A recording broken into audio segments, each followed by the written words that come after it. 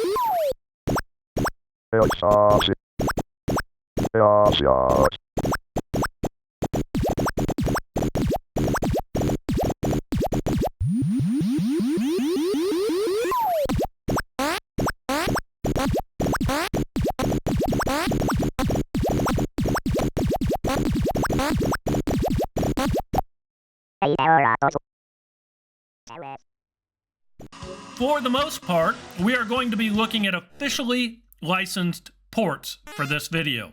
In some cases, where there is no officially licensed port, we will look at a similar clone or clones.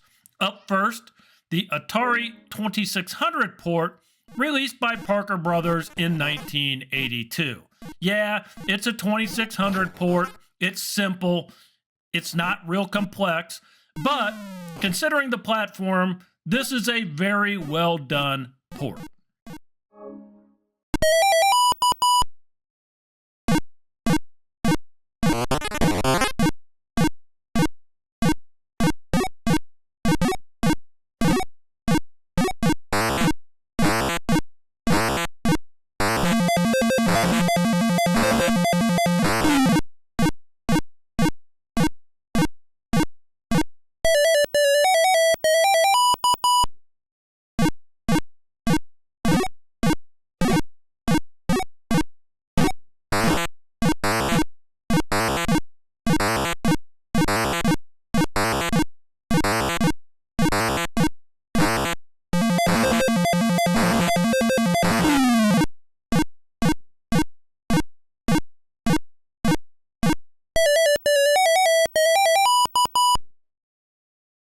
In 2022, Silvia Magno released Ruby Q for the Atari 2600. It has updated graphics and options not available in the Parker Brothers 2600 release. It also includes some elements from faster, harder, more challenging Q Bert.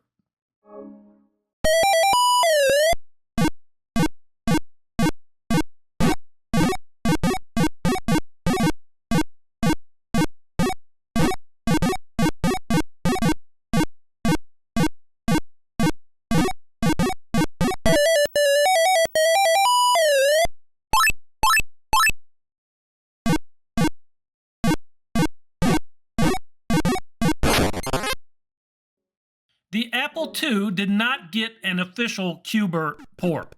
Instead, they got the clone Cubit, spelled C-U-B-I-T, from Micromax Systems in 1983. Here's a look.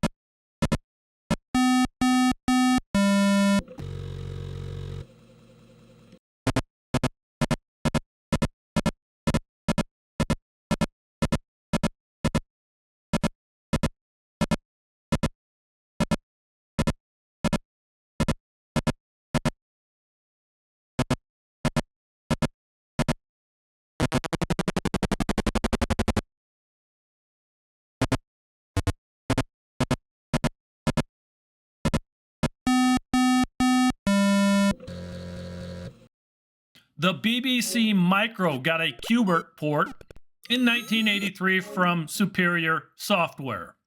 You start in the middle of the playfield on this one instead of at the top of the pyramid. Sounds are okay, nothing special. In my opinion, the pace of play is just a little too fast on this one.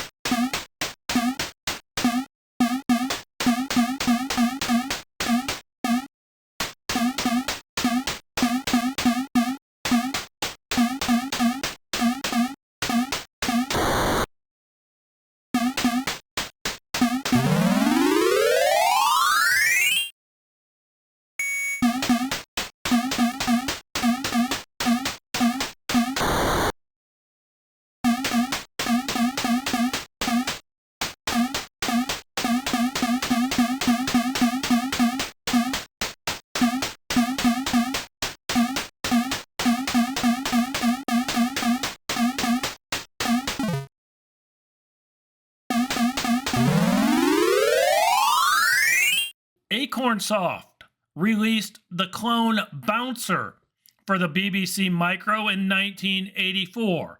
I actually like the pace of play on this one better than that of the superior software release. Again, it looks okay, sounds are fine, but it's nothing that's going to wow you.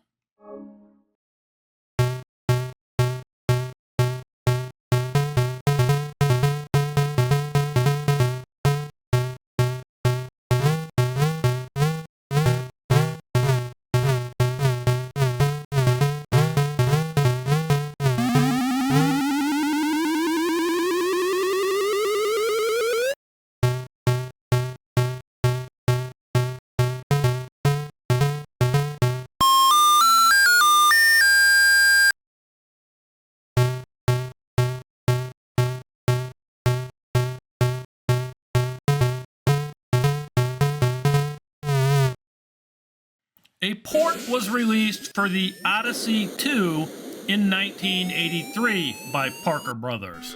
This, to be honest, is probably the worst looking port we will look at. However, considering the console we are playing it on, it's not a bad effort. Graphics and sound are minimal, but there's no doubt you are playing Q Bert on the Odyssey 2.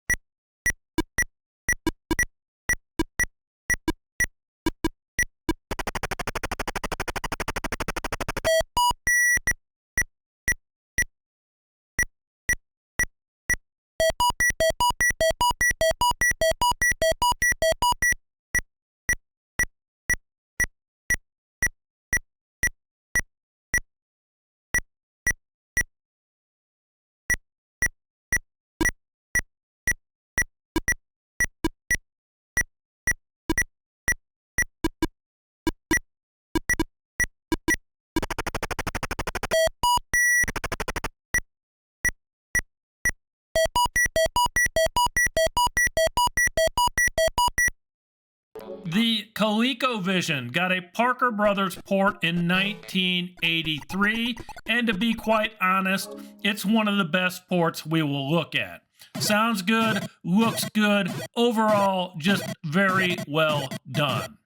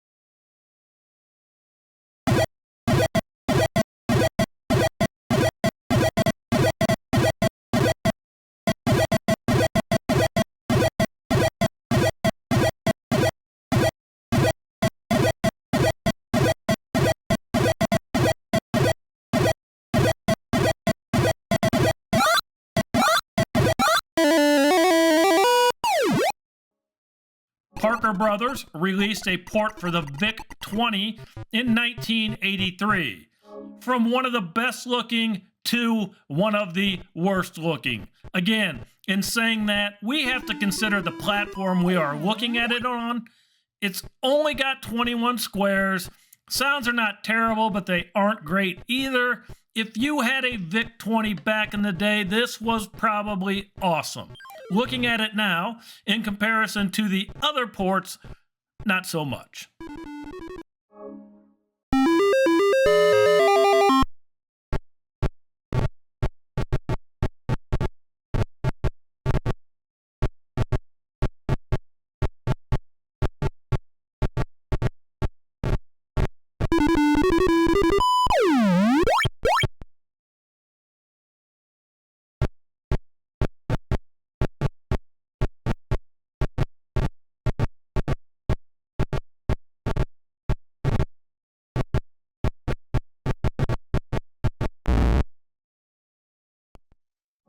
The Sega SG-1000 received a port in 1983, developed by Tsukuda Original. Again, sounds are somewhat lacking, but overall, it's a nice port on the SG-1000.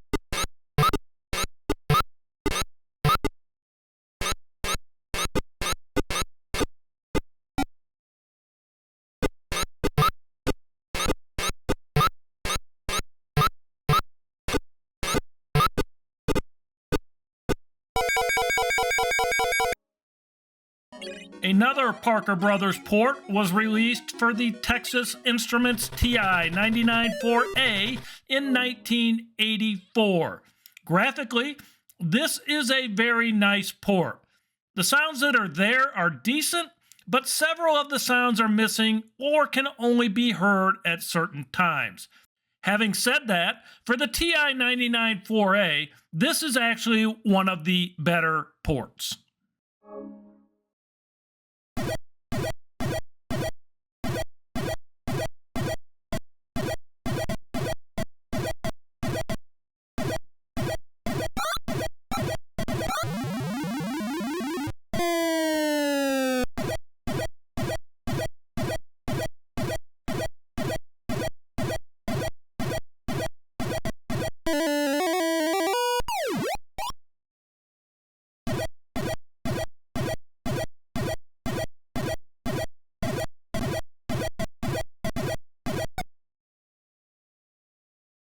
The Intellivision received a Parker Brothers port in 1983.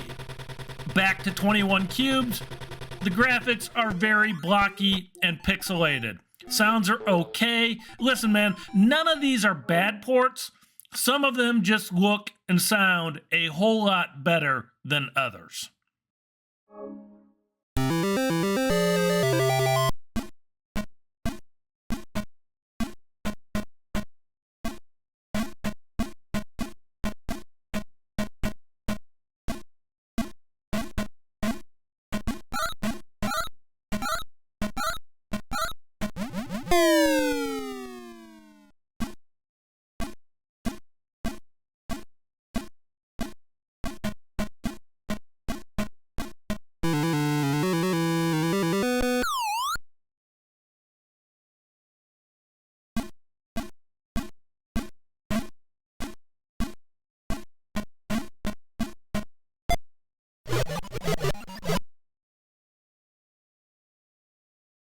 Both the Atari 8-bit and 5200 got Parker Brother releases in 1983.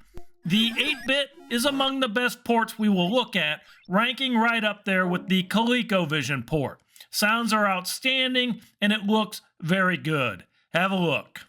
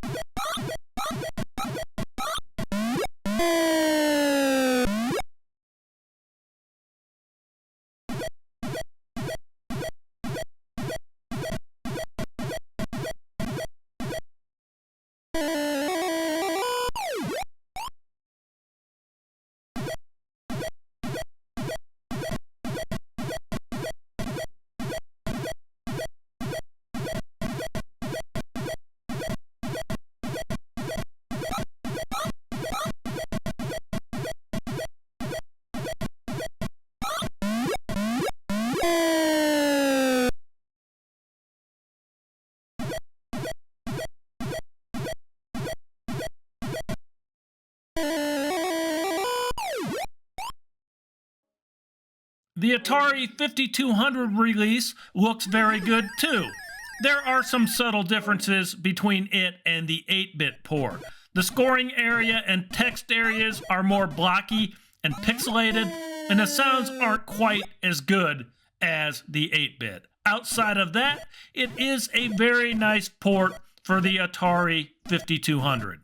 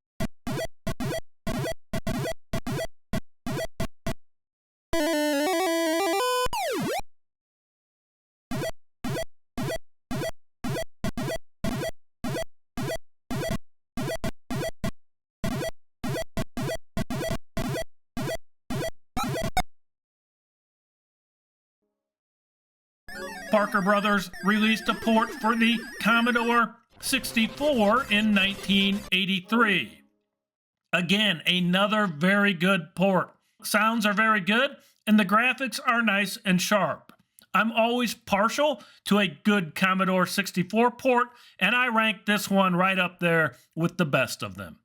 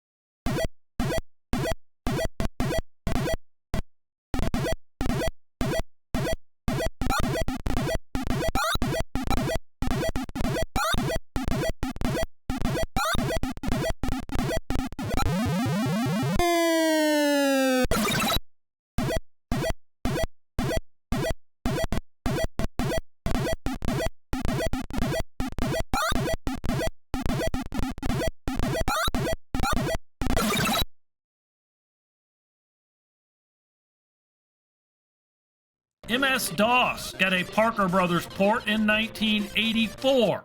This isn't a bad port, but it's held back by a limited color palette. For an early MS-DOS game, the sounds are decent. It's actually one of the better early arcade ports for the platform.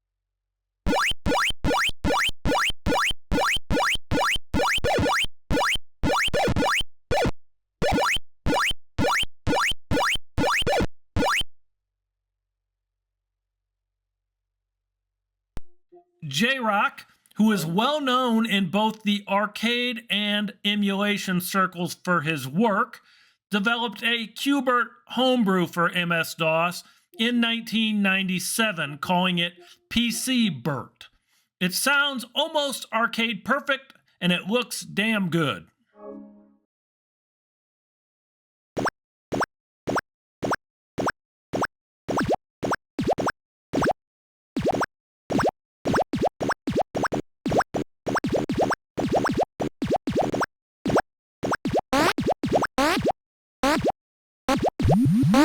Oh.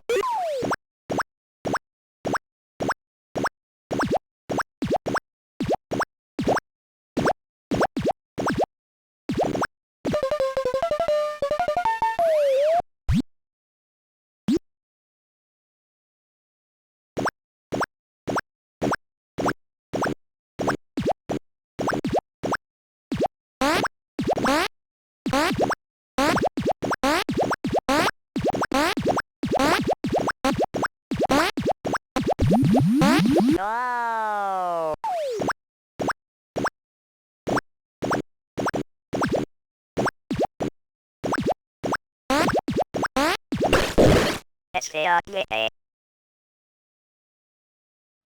A version was being worked on for the Sinclair ZX Spectrum by Parker Brothers, but for some reason was never released. We did, however, get a playable release of the prototype. Sounds are minimalistic, and the graphics aren't quite as sharp as many of the other releases, but to be honest, it had promise.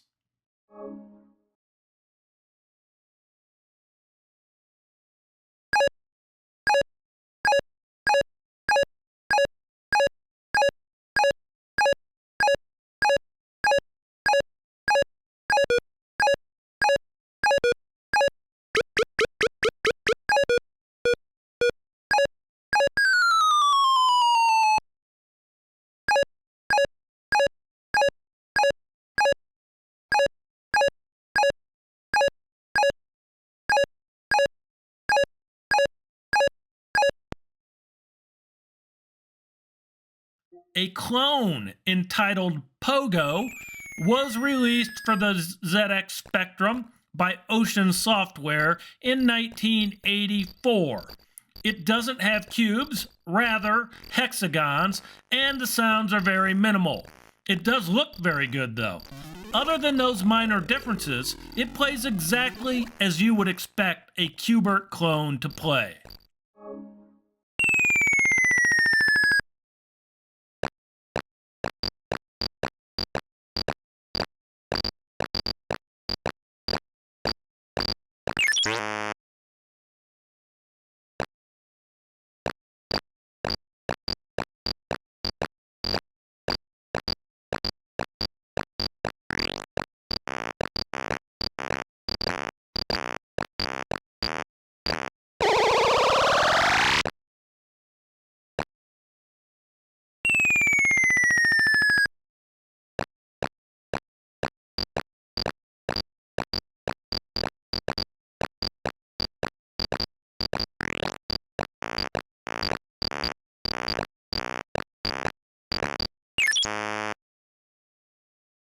Rounding out the official Parker Brothers releases is their 1983 Q Bert handheld. This is very well done for a handheld. Sounds obviously very minimal, but it's a fun play and very well done in my opinion.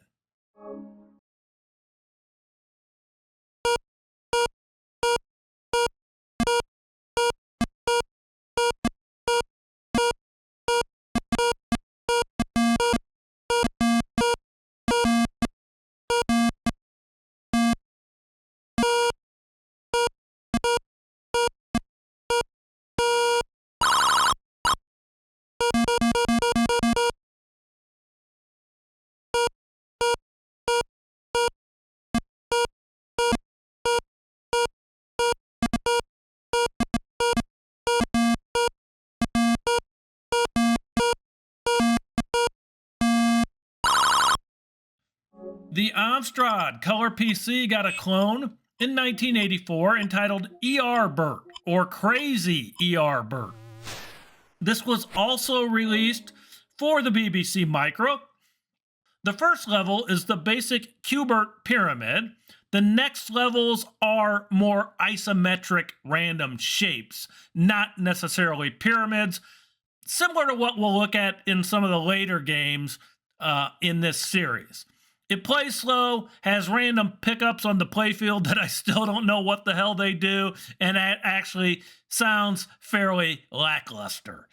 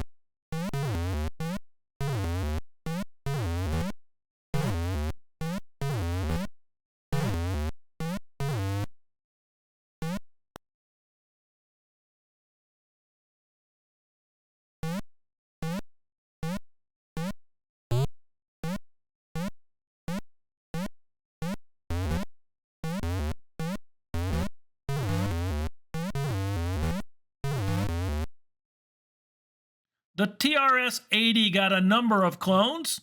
Tom Mix Software, who I think released damn near a clone of every arcade game, released a clone for Q Bert in 1983 entitled Cuber. Unfortunately, I could not get this one to work. It would never respond to any keyboard or joystick inputs via emulation. So we're not going to look at it.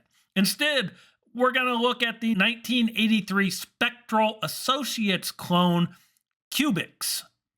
It has a very limited sound, but it doesn't play bad, and it looks decent once you get past the amazingly long legs of the main character.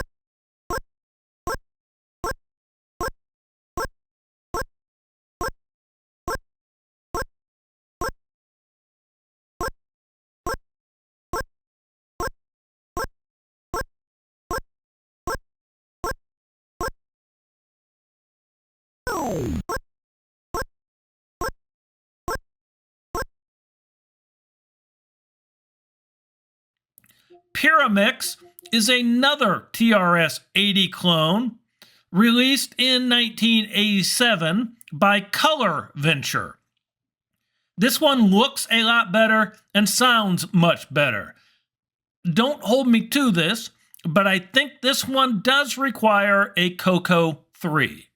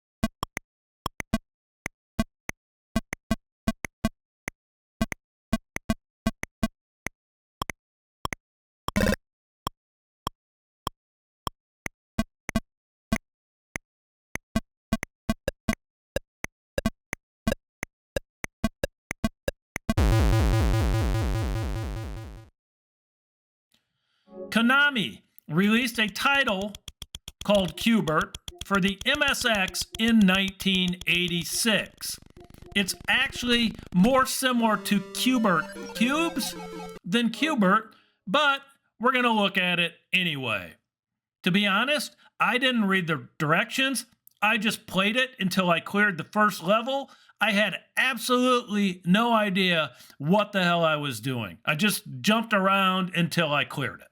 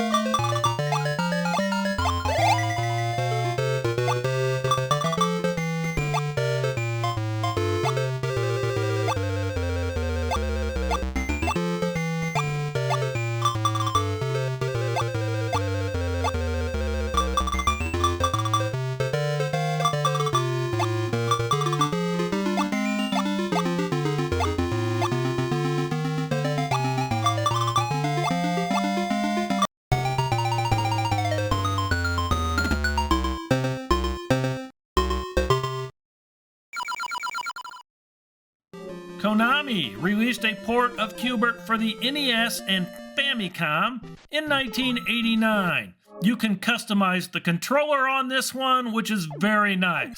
It's a well done port, looks good, sounds decent. The music and sounds are what I call Nintendo-y. They have that certain sound that lets you know you're playing a game on the Nintendo.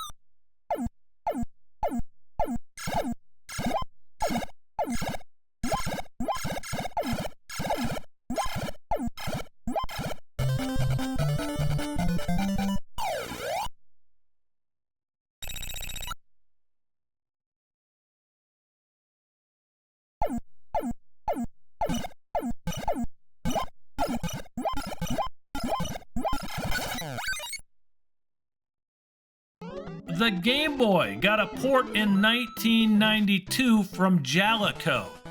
It has a scrolling playfield, and only the first level is the typical Q Bert pyramid. After the first level, it moves to more isometric shaped playfields. The sounds are decent, and this is kind of harsh for this because it's a grayscale platform, but Q Bert by nature is a colorful game, and playing it in grayscale just takes a bit away from the game itself.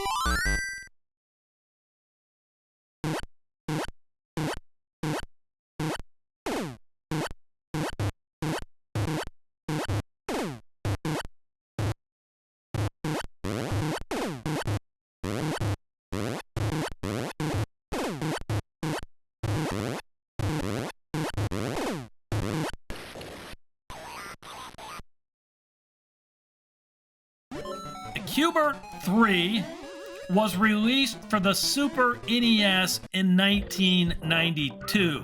I debated whether to include this one here, but what the hell, right? I decided to, if nothing else, for completeness. Again, this one has a scrolling playfield, set to music, and only has the typical Q Bert pyramid on the first level.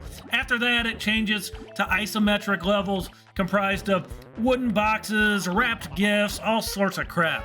It does look very good though, and it's an interesting adaptation of the original arcade game.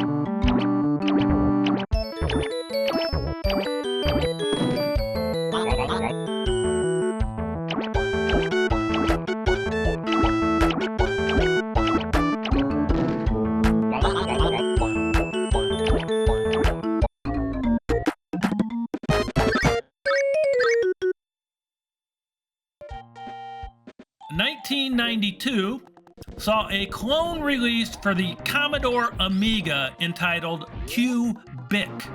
This was developed by Robert Wieserich. It's traditional Q Bert with some liberties taken on the main character. It's colorful, it sounds very good. My only issue with this one is if you do not pass a level completely, if you get killed, if you jump off the pyramid, you have to start it all over again. In the original game, when you got killed, if you had 90% of the pyramid covered, when you got killed, it would resume with 90% of the pyramid still covered. Not this one. You have to do it completely over again.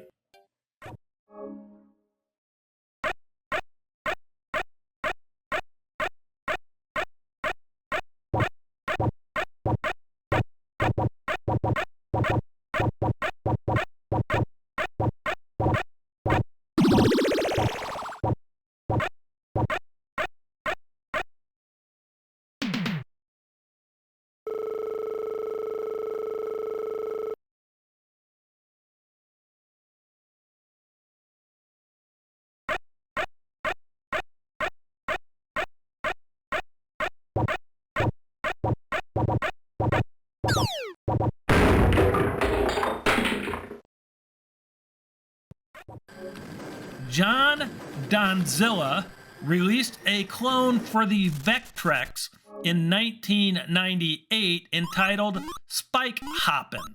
Q Bert has been replaced with the character Spike, but the premise is exactly the same. It's a neat take on Q Bert for a platform that, quite frankly, I did not expect to see this game on.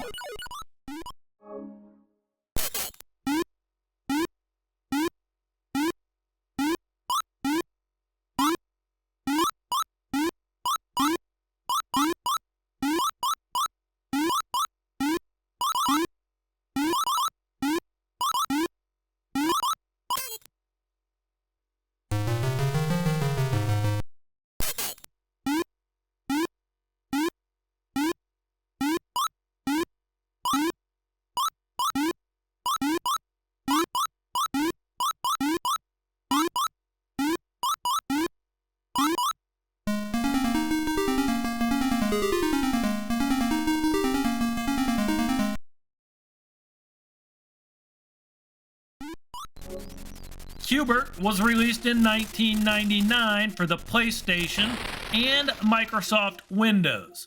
It has a number of versions, including Adventure Mode, Classic Mode, and Head-to-Head Mode. We are strictly going to focus on the Classic Mode, which is Q Bert on a pyramid. Adventure Mode features more isometric playfields similar to that we looked at on the Super NES. This one plays well, sounds very good.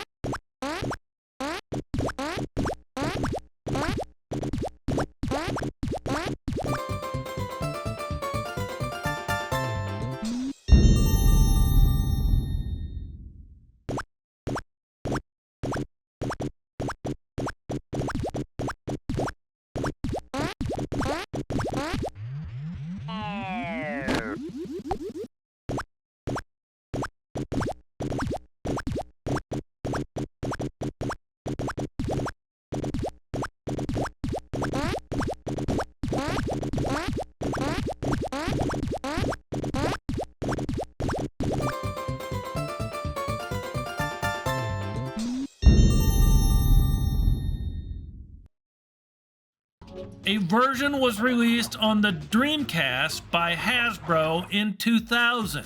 It looks and plays almost identical to the PlayStation version, and again includes the same modes: classic, adventure, and head-to-head. It plays well and looks very nice.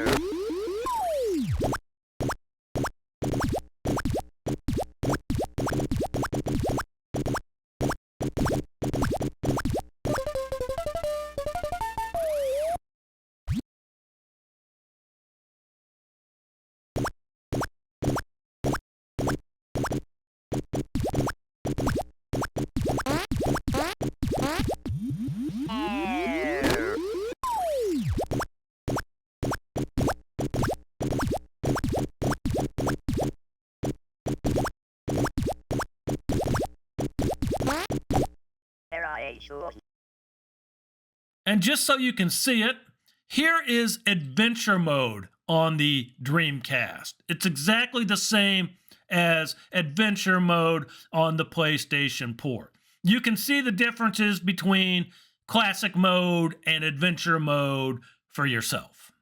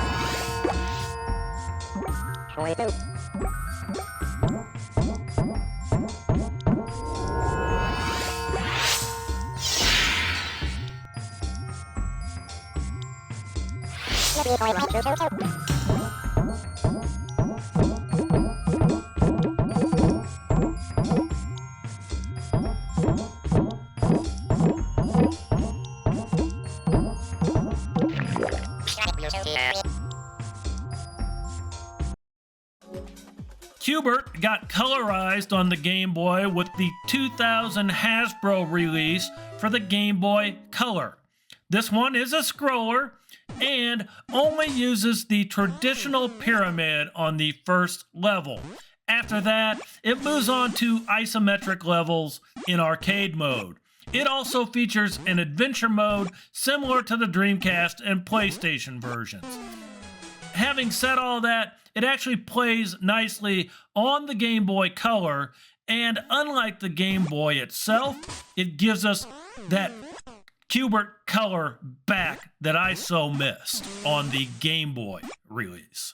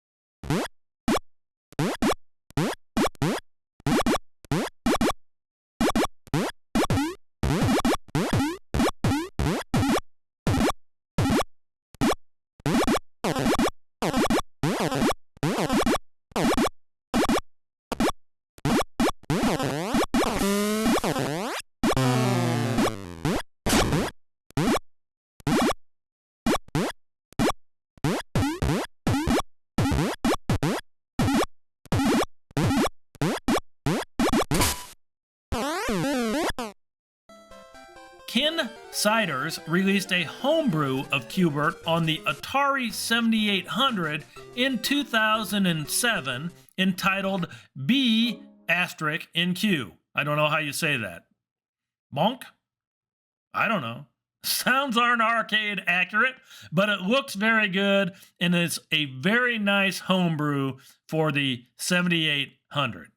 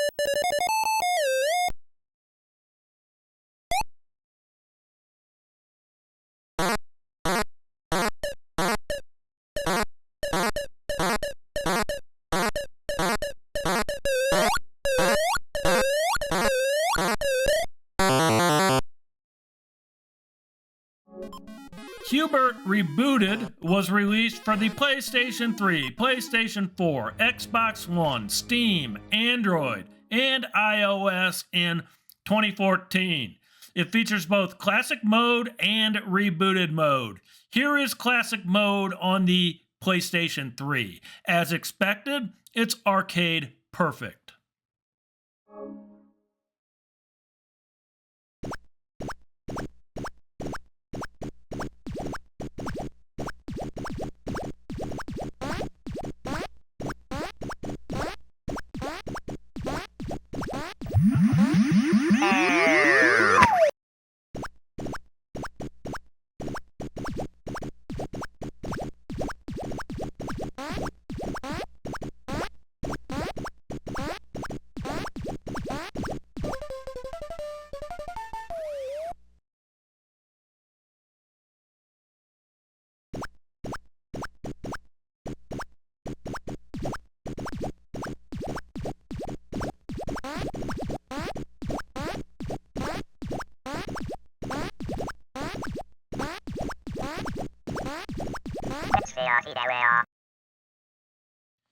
Here is rebooted mode on the PlayStation 3. It features hexagons instead of cubes and leads to more of an isometric level design.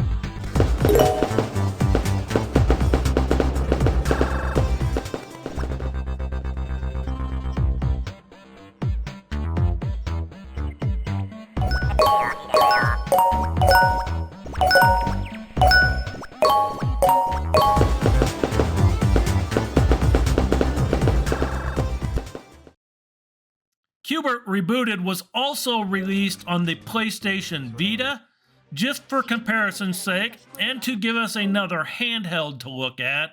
Here is Q Bert Rebooted Classic Mode on the PlayStation Vita. Again, arcade perfect.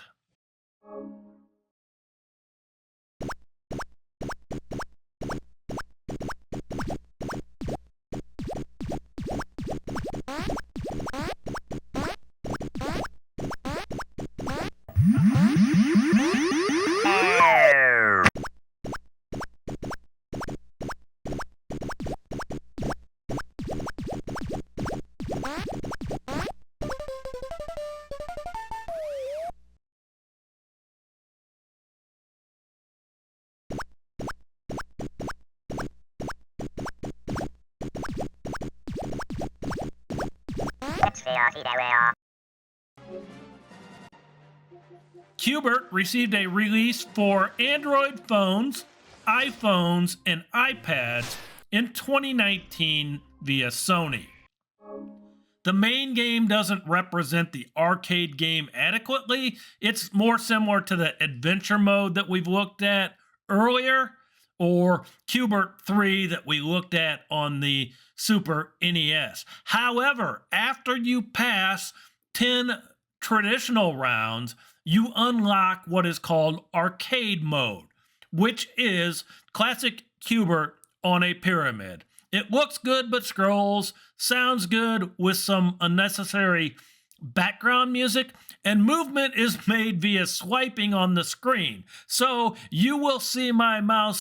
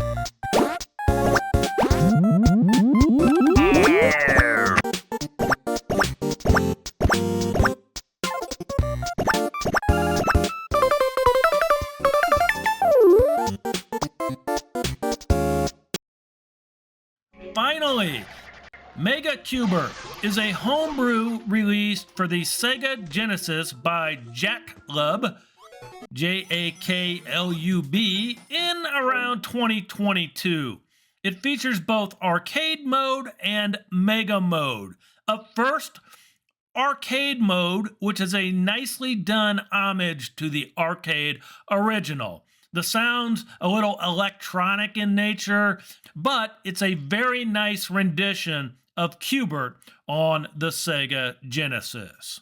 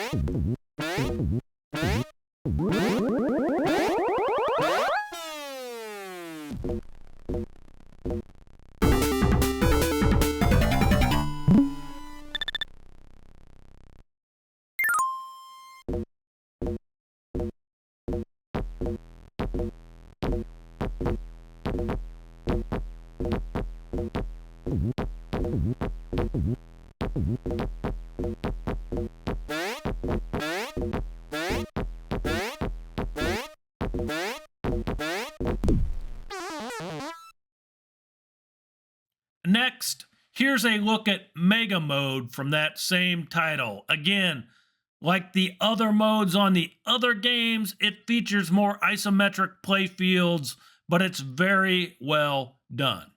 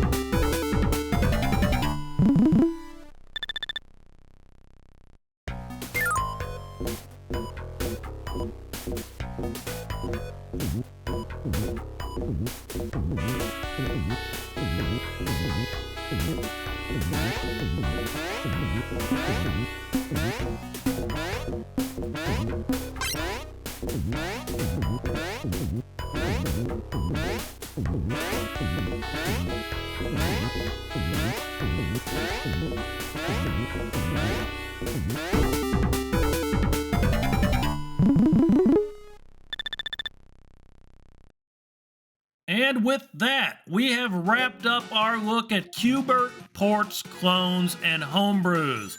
We did skip a few. There was a Java version for Java-based mobile phones. There was a BlackBerry release. The Pico 8 got a release in 2021 from PA Hammond. We also included a few we probably shouldn't have, like the MSX release and maybe the Super NES. Thanks for watching. I do appreciate your support. Be sure to tell your retro gaming friends all about this awesome channel and hit that like and subscribe button. Until next time, happy gaming. Peace.